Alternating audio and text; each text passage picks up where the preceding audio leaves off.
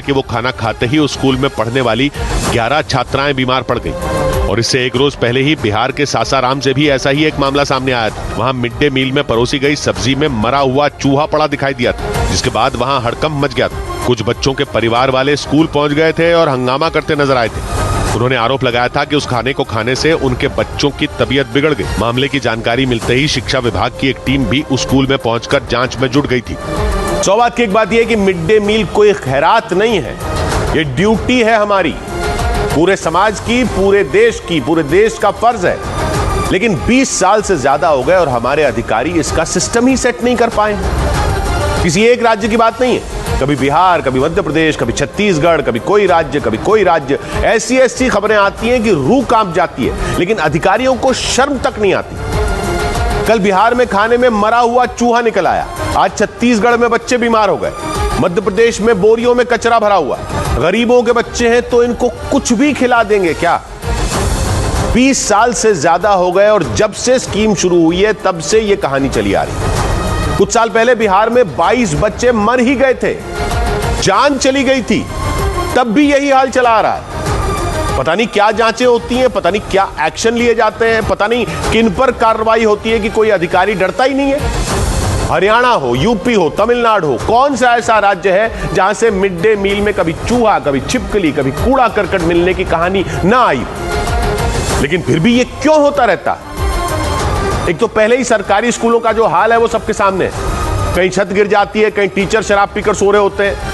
सारे सरकारी स्कूलों में ना भी होता हो ऐसा, लेकिन गांव के स्कूलों का तो बुरा हाल रहता ही है। लेकिन गरीबों के बच्चों के लिए और कोई साधन ही नहीं छोड़ा हमने जीवन में आगे बढ़ने का। इनके बच्चों को अगर पढ़ लिख कर अपनी जिंदगी, अपने माँ बाप की जिंदगी से बेहतर बनानी है तो उनको गांव देहात के सरकारी स्कूलों में ही जाना पड़ता है। और बहुत से बच्चे तो इतनी गरीबी को घर में देखते हुए आते हैं कि स्कूल में मिलने वाला मिड डे मील ही उनके लिए स्कूल आने की वजह होती है। माँ बाप भी तो अपने बच्चे को इसलिए भेजते हैं कि वो कुछ पढ़ लिख ले तो गरीबी से बाहर निकले, नहीं तो उनको भी लालच रहता है कि बच्चे से कुछ छोटा मोटा काम ही करवा ले ताकि घर में 2 पैसे आ जाए। ऐसे में मिड डे मील एक बहुत बड़ी राहत देता है। लेकिन गरीब है माँ बाप, तब भी तो माँ बाप ही हैं, जहर खाने थोड़ी भेज देंगे स्कूल में। अधिकारियों की जिम्मेदारी कैसे नहीं है कि ये क्या दिया जा रहा है बच्चों को खाने में? अधिकारी अपने बच्चों को देंगे ऐसा खाना? कचरा देंगे? सब्जी में मरा हुआ चूहा आपके बच्चे को कोई दे दे तो सोचिए आप क्या करेंगे? तो ये पब्लिक के पैसे से गरीबों के बच्चों को क्या दिया जा रहा है और कौन चेक कर रहा है? ये सब क्या चेक किया जा रहा है?